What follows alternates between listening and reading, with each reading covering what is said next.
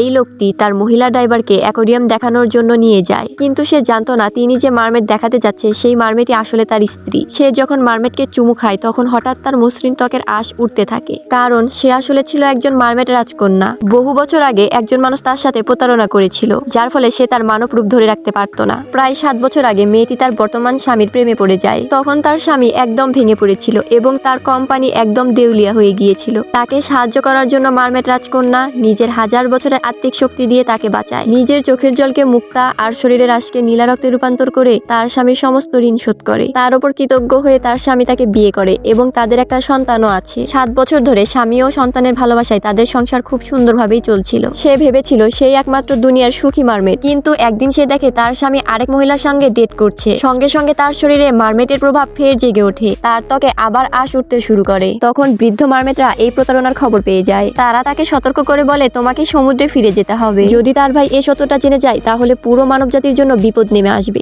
সে হতভম্ব হয়ে রেস্টুরেন্টে যায়। তার স্বামীর সঙ্গে থাকা সেই মহিলা দেখতে তারই মতো। তখন সে বুঝতে পারে একবার সে ভুল করে সেই মহিলার একটা ছবি দেখিয়েছিল, আর আজ পরিষ্কার হয়ে গেল এতদিন সে শুধু স্ট্যান্ড ইন ছিল আর তার জায়গা দখল করেছিল সেই চালাক মহিলা। তবু সে নিজের সন্তানকে ছেড়ে যেতে পারেনি। তার ছেলে অর্ধেক মানব অর্ধেক মারমেড ছিল, তাই সাধারণ মানুষের খাবার খেতে পারতো না। এজন্য তার মা সবসময় খাবারের দিকে কঠোর ছিল, কিন্তু এতে ছেলে বিরক্ত হয়ে ওঠে। শেষমেশ সে মায়ের বদলে সেই অন্য মহিলার কাছেই চলে যায়, যাকে সে মম বলে ডাকতো, কারণ এই মহিলাই তার সব ইচ্ছা পূরণ করত। রাতে ছেলে হঠাৎ অ্যালার্জিতে আক্রান্ত হয়ে অজ্ঞান হয়ে যায়। স্বামী ওষুধ আনতে ছুটে যায়। এদিকে মারমেড মা চুপি চুপি নিজের রক্ত ব্যবহার করে ছেলেকে সুস্থ করে তোলে, কারণ মারমেডের রক্তে শান্ত করার শক্তি আছে।